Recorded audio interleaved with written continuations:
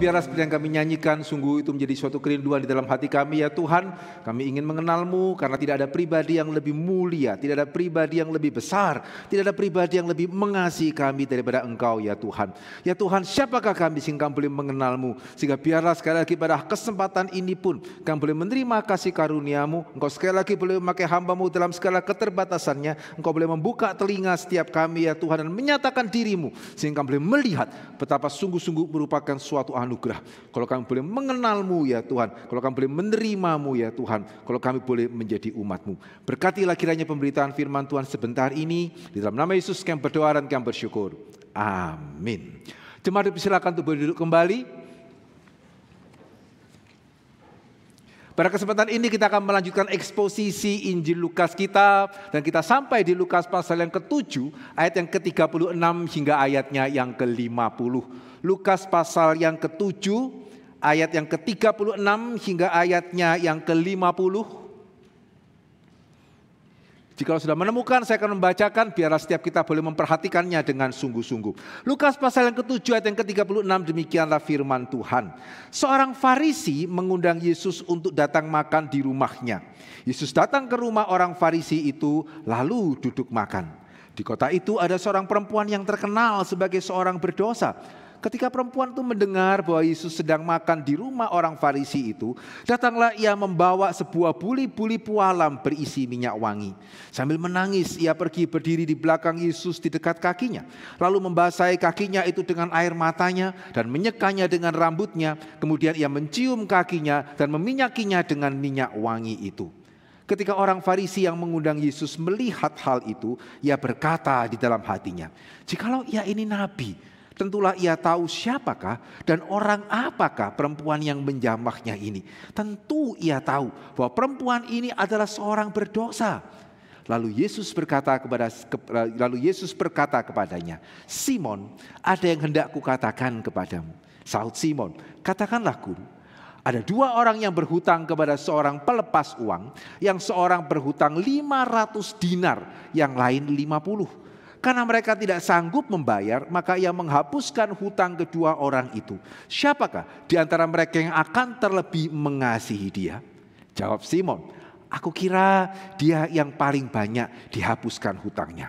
Kata Yesus kepadanya, "Betul pendapatmu itu." Dan sambil berpaling kepada perempuan itu, ia berkata kepada Simon, "Engkau lihat perempuan ini? Aku masuk ke rumahmu, namun engkau tidak memberikan aku air untuk membasuh kakiku. Tetapi dia membasahi kakiku dengan air mata dan menyekanya dengan rambutnya. Engkau tidak mencium aku, tetapi sejak aku masuk ia tiada henti-hentinya mencium kakiku. Engkau tidak meminyaki kepalaku dengan minyak, tetapi dia meminyaki kakiku dengan minyak wangi. Sebab itu aku berkata kepadamu, dosanya yang banyak itu telah diampuni. Sebab itu ia telah banyak berbuat kasih. Tetapi orang yang sedikit diampuni, sedikit juga ia berbuat kasih." Lalu ia berkata kepada perempuan itu, "Dosamu telah diampuni." Dan mereka yang duduk makan bersama dengan dia berpikir dalam hati mereka, "Siapakah ia ini sehingga ia dapat mengampuni dosa?" Tetapi Yesus berkata kepada perempuan itu, "Imanmu telah menyelamatkan engkau. Pergilah dengan selamat." Saudara, pada waktu beberapa kali terakhir kita merenungkan bagian demi bagian dari Injil Lukas. Ya, kita melihat bagaimana di dalam berita Injil ada yang namanya hari pembalasan. Di dalam berita Injil ada yang namanya tahun kasih karunia. Dan sebagai orang percaya, sejauh mana kita mengamini keduanya itu bersama-sama. Ya, kita melihat bagaimana hati-hati jangan sampai kita seperti Yohanes Pembaptis ya, yang tidak melihat tahun kasih karunia sehingga sempat mempertanyakan, betulkah Yesus itu yang dinantikan atau kita harus menantikan yang lain. Tetapi hati-hati juga ya, jangan sampai karena kita terlalu terbiasa dengan kasih karunia Tuhan, khususnya kita yang dari kecil sudah Kristen begitu ya, ke gereja pun merasa terpaksa, kita tidak melihat kebaikan Tuhan, kita merasa ya hari pembalasan itu tidak akan ada. Ya, sehingga minggu yang lalu kita melihat bersama-sama bagaimana seorang Daud, ya Daud yang kalau mau dikatakan dibandingkan kita dalam satu pengertian ya tidak ada lah di antara kita yang dalam satu pengertian lebih berjasa daripada Daud. Ya, tapi bahkan seorang Daud pun harus mengakui dan harus mengalami apa yang namanya keadilan Tuhan. Ya sehingga jangan kita bermain-main dengan Tuhan kita, khususnya kita yang merasa Tuhan kita terlalu baik, termasuk saya bermain-main pun Tuhan tetap baik kok, begitu ya. Hati-hati, jangan sampai kita bermain-main dengan Tuhan, meskipun juga kembali sekali lagi, jangan juga kita tidak melihat kasih karunia Tuhan. Dan di dalam bagian ini kembali kita menemukan kasih karunia Tuhan dinyatakan dengan sedemikian indah ya. Yang pertama, ya mungkin pada waktu kita melihat Bapak bagian ini, kasih karunia Tuhan dinyatakan di mana? Oh, dengan Tuhan itu mau menerima wanita yang berdosa ini. Betul, tidak salah. Tetapi bahkan sebelum itu, ya kita melihat cerita ini menyatakan kasih karunia Tuhan, yaitu ketika kita membaca Yesus ya mau loh. Ya ketika pemungut cukai yang mengundang dia makan, ternyata dia juga mau. Ketika orang Farisi mengundang dia makan, ternyata dia juga mau.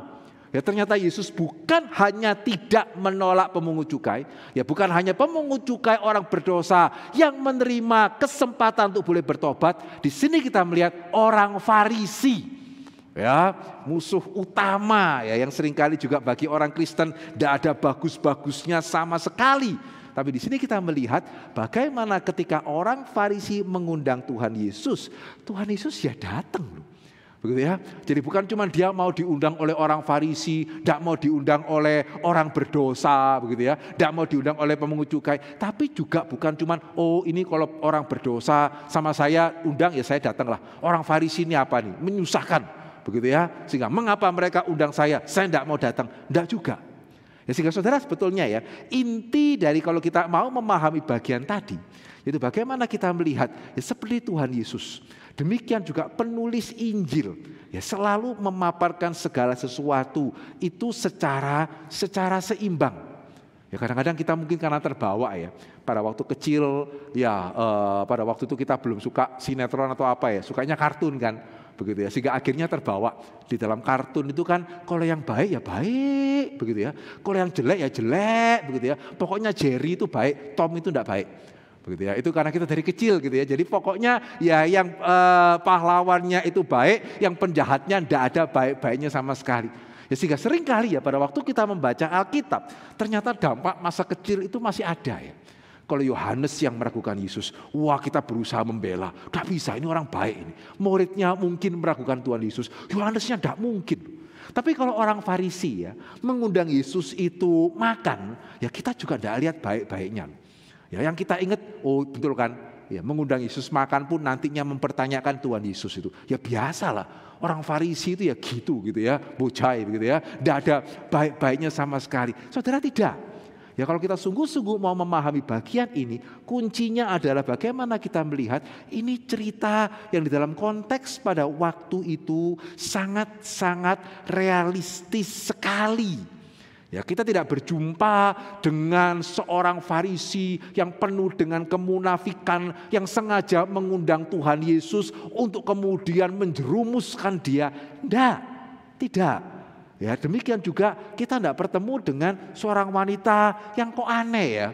Ya datang nangis-nangis gitu ya. Terus sengaja air matanya dikenakan kepada kakinya Tuhan Yesus. Habis itu dicurahkan minyak yang mahal. Kemudian lap-lap dengan rambutnya. Ya, sehingga kalau cerita ini kita baca secara kurang tepat ya. Kita akan melihat orang Farisi itu karikaturis sekali. Begitu ya, seperti Tom tadi, begitu ya. Sebaliknya, kita juga akan melihat perempuan ini, ya, karena Yesus puji dia, ya mestinya dia itu baik lah. Tapi kok ya kelihatan agak aneh, ya seperti sinetron banget begitu ya. Tapi enggak, kalau kita sungguh-sungguh mengerti bagian ini, kita melihat ini satu peristiwa yang sangat biasa, lumrah terjadi pada waktu itu. Ya sehingga pada waktu itu orang Farisi dan Simon ini mestinya orang Farisi yang mempunyai ekonomi yang baik. Ya sehingga orang Farisi pada waktu itu yang mempunyai ekonomi yang baik, ya sesekali mereka secara regular bahkan mengadakan perjamuan. Di dalam perjamuan itu yang tidak diundang juga boleh datang, cuman tidak boleh ikut makan. Begitu ya. Nanti kalau pulang ada sisa boleh itu makan. Nah terus datang untuk apa? Ya karena ketika orang Farisi mengadakan perjamuan bukan cuma sekedar kayak kita pesta pernikahan ya. Semeja 10 orang masing-masing ngobrol sendiri begitu ya. Tidak, ya akan ada satu ruangan, akan ada satu meja yang sangat mungkin berbentuk U di sana, U besar begitu ya. Dan biasanya yang menjadi tamu kehormatan duduk di ujungnya yang U tadi. Kemudian mereka mulai berbicara. Dan bicaranya bukan cuma sekedar bagaimana menurutmu Jenderal FS itu ya. Begitu ya. Atau bagaimana nih Pertalite tanggal 1 dipikir naik, enggak naik, tanggal 3-nya naik. Ya, jam 2:30 lagi begitu ya. Bagaimana menurutmu gitu ya. Enggak. Ya, ketika mereka mengadakan perjamuan, ya biasanya mereka saling berdiskusi secara teologis. Begitu ya. Dan yang diundang secara tamu kehormatan biasanya yang banyak bicara. Ya sehingga orang-orang itu mendengar, ya bahkan yang nggak diundang boleh ikut berdiri mendengar, sementara yang diundang mereka sambil mendengar, mereka sambil makan begitu ya, bincang-bincang santai, nggak seperti kebaktian, nggak seperti ruangan kelas di sinagog. Ya sehingga ini sesuatu hal yang biasa terjadi. Orang Farisi meskipun mereka bertanya-tanya ya, ini orang kok kontroversial sekali Tuhan Yesus ini. Tapi mereka juga melihat yang Yesus ajarkan ini juga banyak kebenarannya. Sehingga mereka ingin tahu lebih lanjut. Ya mereka melihat ini ada kemungkinan nabi. Betul ya, ini ada kemungkinan nabi. Sehingga Simon ya mengundang Tuhan Yesus untuk datang makan. Sehingga Tuhan Yesus bisa berbicara lebih banyak. Dan mereka bisa mengenal Tuhan Yesus itu dengan lebih jelas. Yang dia tidak duga ya pada waktu itu hadirlah seorang wanita yang terkenal sebagai orang berdosa. Nah saudara, ini juga ya kalau kita membaca tanpa mengerti konteks Lukas pada waktu itu, kita mungkin akan berpikir aneh ini orang. Ya, aneh enggak ya? Ya datang-datang sambil nangis gitu ya. Terus air matanya sepertinya dikenakan kaki Tuhan Yesus. Gimana bisa air mata kena kaki gitu ya. Terus minyak dibersihkan pakai minyak, diseka pakai kakinya. Ya seringkali karena kita sudah terlanjur memandang jelek orang Farisi. Ya kita secara by default ya otomatis menyalahkan orang Farisi. Trust me ya, percaya saya kalau saudara ada di situ pada waktu itu, saudara persis akan bersikap seperti Simon. Tidak mungkin tidak itu. Karena ini sepertinya terlalu aneh. Wanita ini ngapain begitu ya? Datang-datang kemudian nangis-nangis kemudian kasih minyak yang sedemikian mahal di kaki terus ngelap pakai rambutnya. Tidak ada satupun perilakunya dia itu yang wajar itu. Ya, ada satupun perilakunya dia itu yang enggak aneh. Begitu ya. Nah, saudara kita perlu mengerti di dalam Injil Lukas atau di dalam Kisah Para Rasul juga seringkali Lukas atau juga bahkan di dalam setiap Injil ya. Ya, Injil tidak bermaksud untuk mencatatkan kronologi peristiwa Tuhan Yesus itu secara hari per hari atau bulan per bulan. Tidak. Ya, sehingga ada bagian-bagian dalam kehidupan Tuhan Yesus, juga kehidupan para rasul di dalam Kisah Para Rasul begitu ya, yang Lukas tidak catat. Ya, sehingga misalnya di dalam Kisah Para Rasul kan kita tahu ya, Paulus setelah bertobat, dia memberitakan Injil di Damaskus, kemudian mau ditangkap, kemudian dia turun dari diturunkan pakai keranjang, kemudian dia ke Yerusalem. Tetapi kalau saudara membaca di dalam cerita Paulus sendiri di dalam surat Galatia, kita melihat setelah dia bertobat, ternyata dia ke Arab dulu. Begitu ya, Nabatean. Baru kemudian dia kembali ke Damaskus, baru kemudian itu dia dikejar-kejar oleh perintah Raja Nabatean sehingga sampainya akhirnya dia diturunkan pakai keranjang, baru dia ke Yerusalem. Lah kok kemudian berarti Lukas salah? Tidak. Tapi karena memang dia tidak bermaksud menceritakan seluruh kronologis pelayanan atau perjalanan Paulus, sehingga dia mesti milih. Begitu ya. Ya sehingga sangat mungkin meskipun di sini kalau kita membaca di dalam Injil Lukas sepertinya ini pertama kali ini perempuan ini ketemu Yesus terus ya nggak tahu kenapa kok aneh ya tiba-tiba nangis saja gitu ya. Tapi sangat mungkin perempuan ini sudah pernah sebelumnya mendengar mengenai Yesus. Ya kita tidak tahu persisnya ini di kota mana. Ya, tapi sangat mungkin Yesus adalah seorang pada waktu itu berkeliling dari kota ke kota. Kembali ke kota lagi, kemudian berkeliling lagi memberitakan Injil Kerajaan Surga. Sehingga sangat mungkin sebelum peristiwa ini, ya perempuan ini sudah pernah mendengar berita Injil dari Tuhan Yesus dan dia betul-betul tergerak. Ya, dia bukan cuma sekedar seorang wanita ya.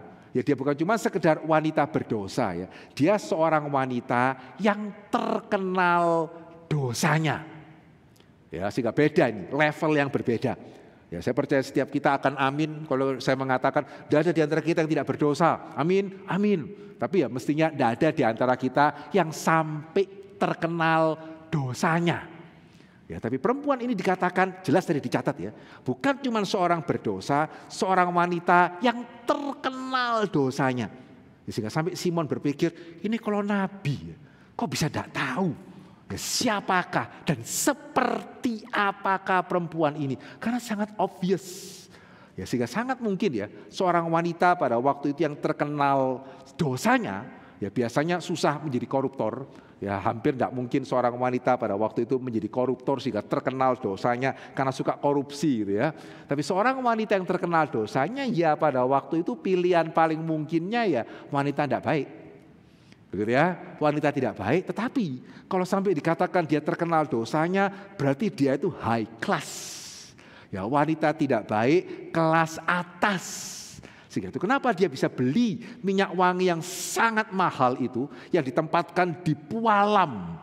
Begitu ya, ini minyak wangi yang sangat mahal ya. Hari ini ya kalau saudara melihat seorang pakai tas Hermes asli ya, saudara bisa tahu kira-kira ekonominya berapalah. Begitu ya, sehingga wanita ini adalah sangat mungkin seorang wanita tidak baik kelas atas. Sehingga pada waktu dia mendengar ya, bagi dia pun ada keselamatan. Dia betul-betul merasa ini sesuatu hal yang luar biasa. Mungkin ini bedanya dengan kita, ya juga dengan remaja-remaja yang dari kecil sekolah minggu, sehingga seolah-olah Tuhan yang butuh saya, ya bukan saya yang butuh Tuhan. Ya, Tuhan yang paksa orang tua saya untuk paksa saya ke gereja. Begitu ya, sehingga sepertinya kalau Tuhan tidak baik, saya tidak Tuhan-Tuhanan. Yang butuh itu loh siapa? Begitu ya. Tapi wanita ini menyadari sekali ya, dia itu siapa? Ya, sehingga pada waktu dia mendengar berita kasih karunia, dia sangat tergerak. Sehingga begitu dia mendengar ya, Yesus akan datang lagi. Ya, maka dia berketetapan hati. Ya, soal ini wanita ini sebenarnya luar biasa juga ya. Ya, dia berani loh ya, datang ke tempat umum. Begitu ya, dengan membawa satu pemberian yang mahal. Ya, pergaulannya dia memang terbiasa, pergaulan itu kelas atas. Ya, sehingga dia datang pada waktu itu untuk memberikan penghormatan kepada Tuhan Yesus. Tapi ketika dia melihat Tuhan Yesus, saudara, dia tidak bisa menahan apa yang menjadi isi hatinya. Jadi bukan dari rumah, dia out of nowhere, out of the blue, nangis-nangis begitu ya. Enggak. Ya, dia hadir di sana dengan segala kesiapan untuk memberikan pemberian yang terbaik kepada Tuhan Yesus. Tapi ketika dia berdiri di dekat Tuhan Yesus, dan mungkin Tuhan Yesus sudah berbicara beberapa kata, dia betul-betul tergerak dan dia tidak bisa menahan tangisannya. Dan pada waktu itu, orang kalau perjamuan tidak duduk, ya, tetapi mereka berselonjor. Begitu ya, berselonjor, mejanya rendah. Seperti kalau saudara mungkin pernah makan di rumah makan Jepang begitu ya, mejanya rendah ya, tapi dan kemudian orang berselonjor sambil berbincang-bincang, ya satu tangan sambil menopang, tangan yang lain sambil mengambil makanan, mereka berbincang-bincang. Sehingga itu kenapa tidak heran ketika wanita itu tidak bisa menahan hatinya dan dia menangis, ya paling mungkin kena kakinya. Ya karena kepalanya Yesus di depan. Begitu ya, kakinya yang di belakang, selonjor kok. Ya, sehingga kemudian air mata itu mengenai kaki Tuhan Yesus dan perempuan itu merasa sudah melakukan suatu perbuatan yang sangat tidak pantas. Begitu ya, bagaimana bisa air mata saya kena kakinya Tuhan Yesus? Siapa saya? Sehingga di dalam kepanikannya, ya waktu itu nggak ada tisu ya. Begitu ya, sehingga dia memakai minyak itu, waktu itu juga ada hand sanitizer, ya sehingga dia memakai satu-satunya yang dia punya, yaitu minyak tadi untuk membersihkan kaki Tuhan Yesus dan kemudian menyekanya dengan rambutnya. Ya, sehingga suatu peristiwa yang sama sekali sebetulnya tidak ada sinetron-sinetronnya, ya juga tidak ada kartun-kartunnya, ya suatu peristiwa yang berjalan begitu saja. Sehingga tadi saya mengatakan, ya karena seringkali kita terlalu menganggap jelek orang Farisi ya. Ya sehingga by default ya kita akan mengatakan tuh kan betul kan. Ya orang Farisi ya gini loh. Ya kurang menerima orang berdosa. Kayak kita begitu terima-terima orang berdosa saja. Ya seperti kalau orang berdosa datang ke Elion mereka langsung kerasan. Begitu ya. Tapi kadang-kadang kita terlalu gampang itu menyala-nyalakan orang Farisi. Enggak loh. Karena kalau kita ada di sana, saudara, bukan 9 dari 10, saya rasa 10 dari 10. Termasuk saya deh, supaya fair. Begitu ya, saya akan berpikir sama loh. Karena apa ini? Ini terkenal sebagai orang berdosa. Ini nabi atau bukan? Ya, sehingga yang menjadi pokok pertanyaan bagi orang-orang pada waktu itu menariknya, bahkan bukan perempuan ini. Karena kalau perempuan ini berperilaku seperti ini ya wajar lah. Sudah terkenal kok perempuan berdosa, what do you expect? Ya, perempuan tidak baik, kamu mengharapkan apa? Tetapi yang menjadi pertanyaan orang-orang yang datang termasuk Simon, lah Yesusnya lah kok bisa sedemikian menerima ya? Nabi atau bukan nih? Nah saudara, sebelum kita melangkah lebih lanjut ya, waktu saya merenungkan bagian ini, kita melihat dua hal yang sangat indah dari Tuhan kita ya. Dia benar-benar yang kita harus kagum. Ya, pada waktu itu pusat perhatian siapa? Bahkan bukan perempuan itu ya, Yesus. Kok bisa begitu tenang ya? Ada nggak ya saudara ketika membaca bagian ini? Karena ini bagian terkenal kan. Pastinya bukan baru pertama kali saudara dengar hari ini ya. Pernah nggak saudara kagum akan Yesus? Ya kadang-kadang kan dari tadi lagu kita banyak ya. Ku kagum hormat akan engkau, begitu kan? Kagum hormat akan engkau yang tiada nama seperti nama Yesus. Saudara, pada waktu orang bertanya, kamu kagum Yesus tuh kagum apanya sih? Ya, tiada nama lain seperti nama Yesus itu kenapa sih? Ya, sehingga mau menjadi serupa Yesus itu kenapa sih? Ya, kira-kira jawaban saudara apa? Ya sangat mungkin biasanya ya karena dia mau mati bagi saya, begitu ya. Karena dia mau menyelamatkan saya. Which is sekali lagi pastinya tidak salah. Tetapi yang menjadi masalah seolah-olah gitu ya, kecuali Yesus mati bagi saya, orang ini tidak ada menarik-menariknya. Ya, sehingga kenapa kita kagum kepada Tuhan? Karena dia mau mati bagi kita. Oke, coba berikan alasan kedua. Kenapa kita kagum kepada Tuhan? Karena dia disalib bagi kita. Oke, kalau gitu alasan ketiganya apa? Kan dia mau datang bagi kita. Sama semua itu. Ya, sehingga kalau orang Kristen ditanya ya, kenapa kamu kagum kepada Tuhan Yesus? Berikan 10 jawaban. Saya khawatir 10-nya itu sebetulnya cuma 1A, 1B, 1C, 1D, 1E, 1F. Ya, puter, disalib. Gitu ya. Sehingga pada waktu kita membaca cerita ini, ya paling ya kalau saya boleh mengatakan kagumnya kenapa? Dia menerima orang berdosa. Padahal lebih dari itu. Ya lebih dari itu. Ya saya sungguh-sungguh heran ya, kagum ya. Bagaimana Yesus ketika menjadi pusat perhatian, semua mata melihat ke dia karena kakinya itu sedang diseka oleh rambut seorang wanita. Kok ya bisa begitu tenang ya? Begitu ya, heran. Ya bukan cuma ketika orang mengatakan salibkan dia, dia tetap begitu tenang. Ya, tapi ketika ada sesuatu hal yang sedemikian extraordinary, tidak wajar menimpa dia dan semua mata melihat ke dia. Kalau saudara kira-kira bagaimana ini? Begitu ya, saudara mungkin akan langsung tegang. Wah, orang akan mikir apa sama saya ini?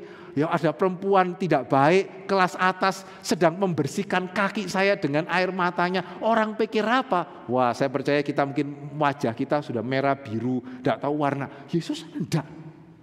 Ya sedemikian tenang. Ya sehingga pada waktu saya merenungkan hal ini, tidak bisa enggak ya. Saya teringat kepada Kejadian.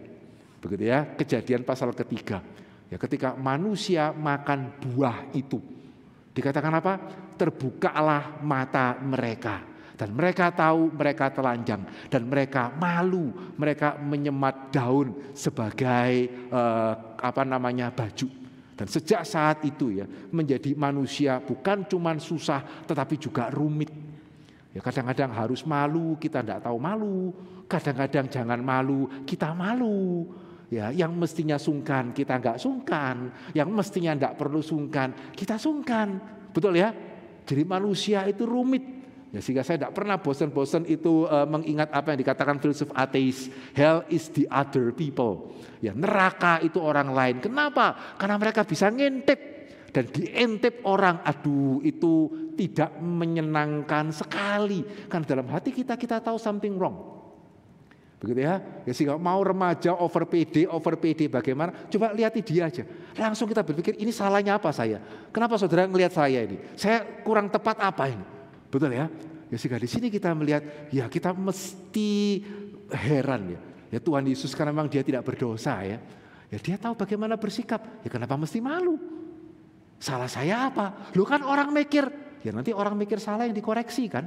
Lah ada apa orang mikir salah saya yang malu? Ya, sehingga saya salahnya apa? Ya tidak salah. Terus perempuan ini apakah sengaja mau mendramatisir, mencari perhatian? Ya tidak. Ya, sehingga Yesus bisa begitu tenang menyikapi perempuan itu, menyikapi situasi seperti itu dengan sedemikian tepat. Sehingga bagi orang yang introvert seperti saya, begitu ya, dan saya juga percaya ya, saudara yang ekstrovert pun tidak pingin ya. Begitu ya, berada dalam situasi apapun tahu bagaimana menempatkan diri. Tidak pingin ya. Begitu ya, kalau saya orang introvert ya sehingga pada waktu saya melihat ini, waduh, ya menjadi serupa Yesus itu bukan cuma harus ya. Ya memang kenapa tidak mau? Begitu ya, menjadi serupa Yesus itu bukan cuma sekedar orang baik secara general. Tidak loh.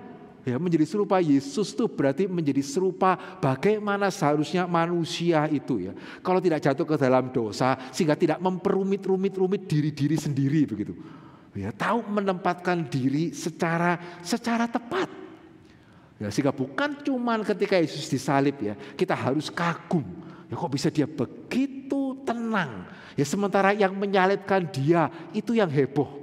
Tapi juga bahkan di dalam peristiwa yang seperti ini, aduh kita melihat benar-benar ini satu pribadi yang luar biasa ya. Very cool. Begitu ya, tetap tenang dan tetap tahu bersikap bagaimana dan bahkan ya ketika orang mulai mencurigai dia ya. Begitu ya, jangan-jangan orang ini bukan nabi. Ya, nabi kok seperti itu? Wah, kita bisa panik ini. Ya, kalau orang mulai berpikir tentang kita dan kelihatannya mereka ada bukti yang sah, wah kita akan langsung panik. Yesus enggak. Begitu ya. Sehingga pada waktu kita membaca cerita ini menarik ya. Ketika Simon itu mulai bertanya ya, benar enggak ini orang ini nabi? Jangan-jangan dia itu bukan nabi. Saudara, at that moment, pada kesempatan itu ya, Yesus langsung tanya kepada Simon, Simon, ada yang hendak kukatakan kepadamu. At that moment. Ya, sehingga sebetulnya ya, saya setuju dengan seorang penafsir yang dengan sangat baik mengatakan, pada waktu Simon mempertanyakan, ini nabi atau bukan? Yesus langsung menunjukkan dia mempunyai kepekaan seorang nabi. Karena nanti kita akan melihat, dia tahu perempuan ini berdosa. Ya, bahkan dia tahu perempuan ini dosanya banyak. Yesus mempunyai kepekaan nabi, dia bukan naif. Begitu ya, Yesus seolah-olah mau mengatakan, saya tahu kok perempuan ini, perempuan berdosa kan. Perempuan yang banyak dosanya kan. Sekaligus Yesus juga mau mengatakan, saya juga tahu yang kamu pikir itu apa. Begitu ya. Ya sehingga begitu Simon mempertanyakan, benar enggak orang ini nabi? Yesus menunjukkan dia mempunyai kepekaan seorang nabi yang bukan hanya tahu isi hati perempuan ini, juga tahu isi hati seorang Simon. Sehingga dia berkata, aku mau berkata kepadamu, silakan guru. Ada dua orang yang berhutang. Satu berhutang 50 dinar. Satu berhutang 10 kali lipat 500 dinar. Ya, kira-kira seperti sekarang ya. Ada satu berhutang UMR 2 bulan. Satu berhutang UMR 2 tahun. Begitu ya. Ya, jadi yang satu jumlahnya jauh lebih besar. Dua-dua tidak bisa bayar. Dan dua-dua kemudian diampuni. Ya, sehingga menurut kamu, begitu ya, menurut kamu siapa yang kira-kira akan mengasihi dia lebih besar? Jawaban Simon sebetulnya sangat menarik. Coba kalau saudara mau ya, lihat kembali Lukas pasal ke-7. Ini pertanyaan yang very simple. Begitu ya, saudara pun kalau ditanya mestinya bisa jawab. Apalagi Simon seorang Farisi. Ya, akal budinya dia itu jalan pastinya ya. Tapi kenapa dia jawabnya kok seperti ragu-ragu gitu ya? Perhatikan pasal ke-7 ayat yang ke-43. Ya, jawab Simon, aku kira dia yang paling banyak dihapuskan hutangnya. Ada apa kok pakai aku kira?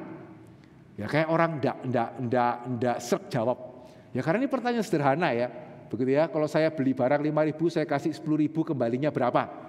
Ya, sehingga harusnya ya mau usia berapapun di sini bisa jawab lah ya. Sehingga kalau sampai dia mengatakan ya mestinya 5.000 ini. Gitu ya. Berarti kalau sampai saudara menjawab seperti itu, berarti saudara agak sedikit curiga ya. Ini kok nanya seperti itu ada apa ini? Ya, karena mestinya ini kan pertanyaan yang gampang. Sehingga ada apa nih Pak Hendri kok tanya kalau beli barang 5.000 bayar 10.000 kembalinya berapa? Sehingga saudara waktu menjawab ya, saudara agak sedikit nahan. 5.000 kan. Kira-kira 5.000 kan. Saudara sama ya. Sehingga Simon sekali lagi orang Farisi. Dan pada waktu itu orang Farisi mereka bisa mengerti perjanjian lama dengan sangat baik. Bukan orang bodoh. Begitu ya, orang Farisi yang berpendidikan dan mempunyai kekayaan lagi. Ya, sehingga akses studinya akan sangat baik. Ya, sehingga dia tahu ini. Di balik pertanyaan Tuhan Yesus ada sesuatu. Dan dia bisa mengendus sesuatu ini kelihatannya bakal menyusahkan dia ini. Begitu ya. Tetapi di sini kita melihat ya. Saudara, kalau Tuhan sudah mulai mengejar kita, ya, kalau Tuhan sudah mulai mengejar kita, tidak peduli saudara sadar tidak sadar, saudara tidak akan bisa lari. Ya, Tuhan tidak perlu pakai cara-cara licik, begitu ya. Terus kemudian peti matinya jangan dibuka, ya, sehingga tidak ada yang tahu, tidak perlu kok. Tuhan kalau mau mengejar kita ya, dia bisa bukakan semua rencananya. Saudara tahu setiap detil rencana Tuhan pun, saudara tidak bisa lari. Ya, ini sama dengan minggu yang lalu, ya, sehingga Nathan bertanya kepada Daud, ya ada satu orang ini punya ternak banyak, ya, terus tetangganya punya ternak cuma satu, ya, terus ada tamu datang, dia tidak mau potong ternaknya, dia ambil ternak daripada tetangganya yang begitu dikasih. Menurut kamu jawabannya apa? Tidak bisa lari itu Daud. Jawaban Daud itu adalah jawaban dia untuk dirinya itu sendiri. Begitu ya, sehingga nanti pada waktu kita berhadapan dengan Tuhan di akhir zaman ya, yang saya katakan minggu lalu, tidak usah takut. Kalau saudara benar, tidak usah takut. Tuhan tidak akan menghukum kita semata-mata karena kita lemah. Tidak usah takut, tidak bisa jawab Tuhan semata-mata karena kita kurang pintar bicara. Ya, tidak usah takut. Begitu ya, Tuhan itu adil. Ya, tidak mungkin dia itu tidak adil. Tapi kalau kita salah, begitu ya, ya saudara benar-benar punya segala alasan untuk takut sebelum terlambat itu. Sehingga Daud tidak bisa lari. Ya, demikian juga nanti kalau saudara ada waktu pulang ya, baca kitab Esther. Saudara akan melihat bagaimana Haman ya, ketika waktu Tuhan itu sampai, dia tahu dia tidak bisa lari itu. Ya, demikian juga di sini. Simon tahu ini. Waduh, pertanyaannya tidak bisa lari. Gitu ya, sehingga paling banter dia hanya bisa menjawab dengan agak menahan-nahan sedikit, itu pun tidak bisa lari. Setelah dia mengatakan, ya mestinya sih ya yang kasih banyak ya. Yesus tidak kasih dia kesempatan ragu ya. Yesus langsung jawab apa? Benar. Gitu ya. Pendapatmu itu benar, sudah tidak usah ragu-ragu. Ya benar itu. Ya, sehingga nanti di akhir zaman ya, kalau kita salah, kita yang akan menyatakan diri kita sendiri salah. Gitu ya, sehingga tidak ada orang nanti di akhir zaman yang bisa merasa Tuhan memperlakukan dia tidak adil, karena orang itu sendiri yang akan menyatakan dirinya salah. Dan kalau Tuhan sudah bertanya, orang tidak bisa lari itu. Sehingga dalam bagian ini kita melihat Simon kemudian mengakui, ya mestinya orang yang banyak memberi itu yang akan lebih mengasihi Tuhan. Nah, sudah sampai di sini saya harap kita masih mengingat apa yang saya katakan di awal ya. Kunci untuk mengerti bagian ini termasuk kalimat Yesus yang berikutnya. Ya, aku datang ke rumahmu, engkau tidak membasuh kakiku. Orang wanita ini membasuh kakiku dengan air matanya. Engkau tidak memeluk aku. Ya, wanita ini tidak henti-hentinya mencium kakiku. Engkau tidak memberikan aku minyak. Begitu ya, perempuan ini dari memberikan minyak wangi yang begitu mahal kepadaku.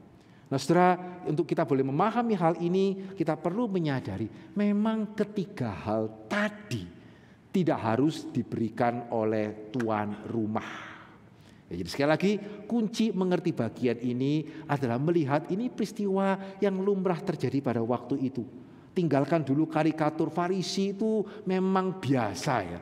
Sehingga ngundang Tuhan Yesus tidak meluk-meluk gitu ya. Kemudian tidak ngasih minyak, kemudian tidak ngasih air. Memang ini tidak niat mengundang tapi hatinya bercabang. Memang tidak harus. Ya, sama seperti hari ini saudara mengundang pesta juga tidak harus setiap tamu saudara kasih hand sanitizer satu begitu ya. Pada waktu itu memang budaya pada waktu itu tidak harus kasih. Ya, demikian juga tidak harus setiap tamu yang datang tuan rumah peluk satu-satu. Ya juga tidak harus. Ya apalagi kemudian mencuci kaki setiap tamu. Ya lebih tidak harus lagi. Ya sehingga kunci untuk mengerti bagian ini bukan dengan melihat Simon itu orang yang keterlaluan. Ya, sehingga saudara, janganlah saudara menjadi keterlaluan seperti Simon. Ya, saudara mesti seperti wanita ini. Tidak, Simon tidak keterlaluan. Ya, tetapi di sini kita melihat bedanya. Bukan karena Simon itu keterlaluan, wanita ini tidak keterlaluan. Tidak. Bedanya adalah Simon itu tidak keterlaluan. Dia memberikan apa yang standar. Ya, standar. Ya, memang standar pada waktu itu tadi saya mengatakan tidak harus tiga-tiganya. Ya, tidak harus. Ya, Simon memperlakukan Yesus secara standar, menyebut dia sebagai guru, memberikan dia tempat yang baik, dan tidak dikatakan ketika makan khusus Yesus makanannya enggak diputeri begitu ya. Tidak bisa karena dia di ujung U. Ya, yang putar ke kiri ke kanan lewat yang U, yang putar ke kanan ke kiri lewat yang ujung. Ya, sehingga Simon memperlakukan Yesus dengan standar, tapi ya itu. Simon tidak merasa perlu untuk memberikan lebih dari yang standar. Sebaliknya wanita ini yang menyadari keselamatan yang dia terima itu bukan standar. Ya, tidak sewajarnya, tidak selayaknya. Ya, kalau Tuhan mau menerima dia. Sehingga itu kenapa dia tahu dia tidak bisa memberikan sekedar hanya yang standar. Karena ini Tuhan. Ya, tidak sepatutnya kita kasih kepada Tuhan itu yang sakwelase. Begitu ya, ini Tuhan, kita mesti memberikan apa yang terbaik. Ya, karena apa yang Tuhan berikan itu bukan sesuatu hal yang standar. Ini satu prinsip penting di dalam kita bergereja. Sehingga pertanyaannya bukan apakah saudara seperti Simon yang munafik itu puji Tuhan, enggak. Begitu ya, bahkan andai kata iya pun saya mau untuk enggak, puji Tuhan, enggak. Tapi pertanyaan hari ini adalah sejauh mana ya kita seperti wanita ini yang menyadari bahwa kalau saya bisa menjadi Kristen, ya, kalau saya bisa mengenal Yesus sebagai Tuhan dan Juru Selamat, bukan Tuhan yang boto saya kok. Ya, sehingga kalau Tuhan tidak mengabulkan doa saya pergi, ya silakan. Begitu ya, ya pergi ya. Ini kadang-kadang gereja ya, begitu ya, terlalu membuat Tuhan yang seolah-olah mengemis. Ya, sehingga sepertinya jemaat yang merasa Tuhan yang boto saya. Ya, mau saya datang ya, kamu ada apa? Sehingga saya kok mesti datang. Ya, sehingga kita membiasakan dari sejak kecil, membiasakan seolah-olah itu Tuhan yang butuh kita. Sehingga jemaat itu menjadi besar dengan merasa bahwa Tuhan yang butuh saya. Tuhan mau saya give something. Ya tidak tahu apa, pokoknya saya doa didengarkan atau apa, ya give something. Kalau tidak saya pergi. Ya, gereja yang baik kalau memang mau pergi, pergi. Begitu ya. Ketika anak bungsu itu pergi ya, bapaknya bagaimana? Aduh jangan nak, masa cuma 2 ya. Terus pergi 1, terus kalau satunya nanti juga pergi bagaimana? Kamu mau pergi, pergi, begitu ya. Dan kita tahu siapa yang kembali. Ya, sehingga khususnya hari ini kita yang dari kecil sudah Kristen ya. Pertanyaan yang sangat penting. Ya, apakah kita seperti wanita ini yang merasa bahkan kalau saya dari kecil sudah Kristen itu bukan standar. Ya, kalau saya dari kecil orang tua sudah Kristen, itu bukan standar. Kalau dari kecil saya sudah bisa ada guru sekolah minggu di mana saya bisa mempelajari kebenaran firman Tuhan, itu bukan standar. Karena hanya minoritas orang yang menikmati akan hal itu. Itu bukan hal yang biasa. Ataukah kita menjadi seperti Simon? Ya kalau mau dibilang munafik ya enggak, kalau mau dibilang kurang ajar ya juga enggak. Tapi yang merasa ya sudah toh, saya kan sudah kuai-kuai. Ya, saya kan sudah baik, saya kan sudah memberikan apa yang standar. Kenapa kok mesti diminta untuk lebih lagi? Tapi persis di sana sebetulnya kita melihat perbedaan. Orang yang merasa ya Tuhan memberikan kepada saya apa yang standar, sehingga saya mengembalikan apa yang standar, itu cukup. Ya saya memang utang lah ya, tapi ya utang-utang sedikit-sedikit lah sama-sama Tuhan. Ataukah kita seperti orang yang kedua, seperti wanita yang berdosa ini. Sehingga termasuk kalau papa mama saya Kristen, itu bukan berarti standar ya. Karena itu berarti anugerah. Saudara tidak perlu menggumulkan, gimana kalau nanti saya meninggal, saya bersama dengan Tuhan, sementara papa mama saya itu belum percaya kepada Tuhan. Saudara tidak harus menggumulkan hal itu anugerah loh. Karena ada orang lain yang mesti menggumulkan, ya menginjili papa mamanya bertahun-tahun tidak bisa juga bertobat. Sehingga bagaimana kalau dia bertemu dengan Tuhan papa mamanya tidak? Ya sehingga sangat ironi ya kalau orang Kristen yang papa mamanya Kristen mengatakan, wah percuma ya, tidak ada faedahnya punya papa mama Kristen. Ya you don't know what you have till you lose it. Ya, itu hanya membuktikan kita tidak menyadari apa yang kita terima sampai kita kehilangan. Begitu ya. Sehingga bahkan kalau kita dari kecil sudah ke sekolah minggu, orang tua kita sudah Kristen, jangan pernah menganggap itu sebagai hal yang standar, yang sudah semestinya, bahkan mungkin yang malah merepotkan. Kalau tidak ada itu malah lebih baik. Minggu-minggu saya tidak usah ke gereja. Ya, berarti kita tidak menyadari apa sebetulnya yang Tuhan berikan kepada setiap kita. Ya, sehingga Yesus mengatakan yang diampuni sedikit memberikan sedikit, yang diampuni banyak itu memberikan banyak. Ya, sehingga tadi satu bagian yang saya sedikit merubah ya, bukan perempuan ini memberikan persembahan, memberikan minyak, kemudian dia diselamatkan. Ya, terjemahan LAI dalam hal ini ya meskipun kalau mau dikatakan secara terjemahan bukan berarti kurang tepat, karena kata yang dipakai ya hoti itu bisa diterjemahkan sebab, bisa diterjemahkan sebab itu. Tapi kalau kita memperhatikan apa yang Yesus katakan di akhirnya, imanmu menyelamatkan engkau, bukan minyak wangimu menyelamatkan engkau, bukan keradikalanmu melayani aku menyelamatkan engkau. Ya, maka terjemahan tadi saya rubah sedikit menjadi terjemahan yang lebih tepat. Ya, orang ini sudah diampuni banyak, sebab itu dia memberi banyak. Ya, sehingga saudara, mari hari ini ya kita boleh merenungkan bersama-sama, kita serupa siapa? Ya, pertanyaannya bukan apakah kita serupa dengan Yudas pengkhianat itu. Saya percaya kiranya Tuhan menjauhkan itu daripada kita. Begitu ya. Ya, kiranya tidak ada di antara kita yang menjadi penyangkal iman. Tidak, tapi pertanyaan hari ini bukan itu. Ya, pertanyaan hari ini adalah sejauh mana ya kita serupa dengan Simon, orang Farisi, dan bukan orang Farisi yang munafik yang ingin memenjarakan atau menyalibkan Tuhan Yesus, tidak. Ya, tapi sejauh mana kita serupa dengan Simon yang merasa lumayan loh. Ya, Tuhan kasih saya, bukannya saya tidak tahu terima kasih, tapi ya cukuplah, standar. Ya, sehingga kalau melayani sebulan lebih dari sekali, saya bukan hamba Tuhan loh.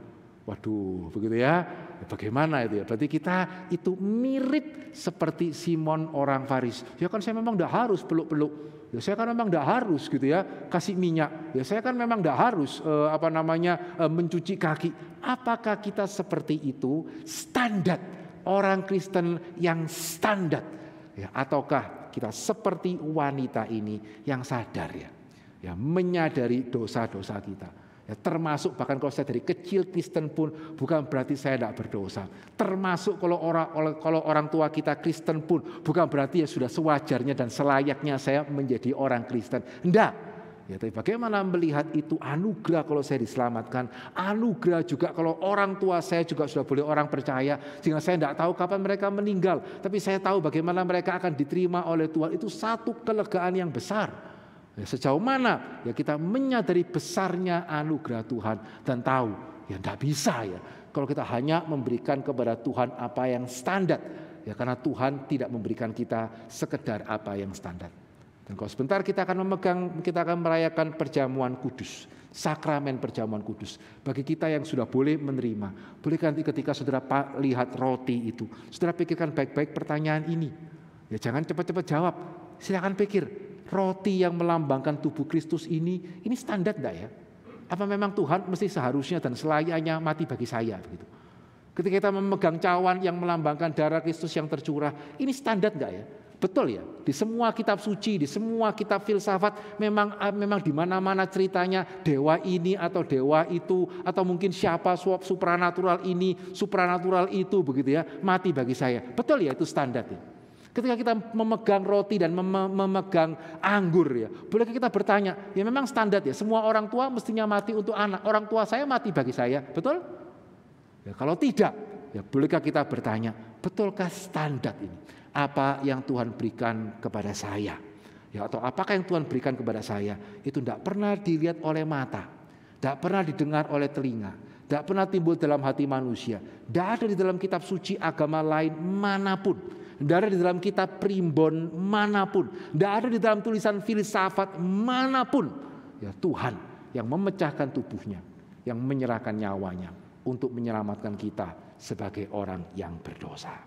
Mari kita boleh mengambil saat teduh sebentar, setiap kita pribadi lepas pribadi. Bolehkah pemusik memainkan satu lagu untuk setiap kita?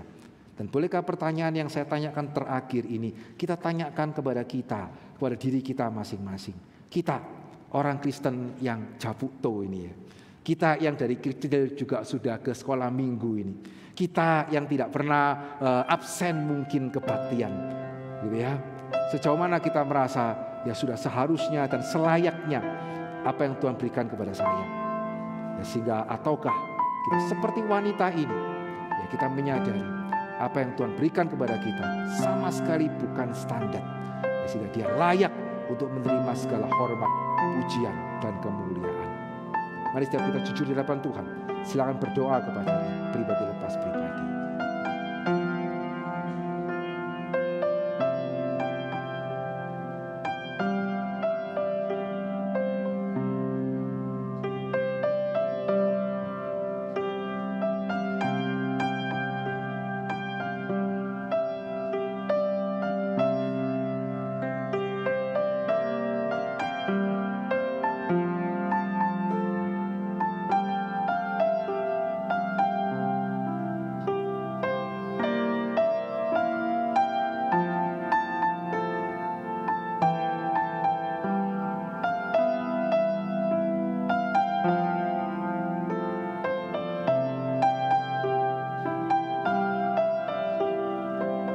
Bapa di dalam kerajaan surga, pada waktu kami jujur terhadap diri kami sendiri, kami harus mengakui ya Tuhan, bahwa seringkali kami lebih serupa dengan Simon ya Tuhan.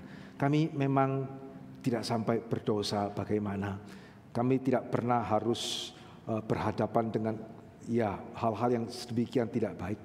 Sehingga kami mungkin merasa diri kami cukup baik ya Tuhan. Sehingga cukup wajar kalau Tuhan boleh menyelamatkan kami. Sehingga kami merasa kalau kamu sudah memberikan apa yang standar, mestinya itu cukup untuk Tuhan. Ampunilah kami ya Tuhan, kalau kami kurang melihat anugerah Tuhan, yang bahkan bukan hanya sekedar menyelamatkan kami, tapi kami boleh memiliki orang tua yang sudah boleh mengenal Engkau, sehingga mereka bisa membawa kami kepadamu. Kami tidak melihat itu sebagai sesuatu anugerah yang besar. Ampunilah kami ya Tuhan. Ya Tuhan, kiranya Tuhan boleh menolong kami lebih dewasa lagi, supaya kami boleh melihat melalui teladan wanita ini, sama seperti anugerah yang dia terima sesuatu hal yang luar biasa. Demikian juga anugerah yang kami terima, sesungguhnya anugerah yang tidak kalah luar biasanya ya Tuhan. Ajar kami menyadari, khususnya kalau sebentar kami akan menerima perjamuan kudus. Ajar kami mengingat, ajar kami mengamini, bahkan orang tua kami tidak mati untuk kami. Bahkan kami tidak mati untuk anak-anak kami ya Tuhan. Paling banter kami bekerja untuk mereka, kami membesarkan mereka, kami membanting tulang untuk mereka. Tapi kami belum pernah harus menyerahkan nyawa untuk mereka. Tapi Engkau sudah menyerahkan nyawa untuk kami ya Tuhan. Ajar kami menyadarinya pada waktu kami memegang roti yang melambangkan tubuh-Mu, pada waktu kami memegang anggur yang melambangkan darah-Mu. Terima kasih Bapa dalam kerajaan surga, Engkaulah yang termulia, tidak ada nama lain yang olehnya orang bisa diselamatkan. Dan kami bersyukur kami mendapatkan bagian dari sana. Di dalam nama Yesus kami berdoa dan kami bersyukur. Amin. Saudara, puji Tuhan.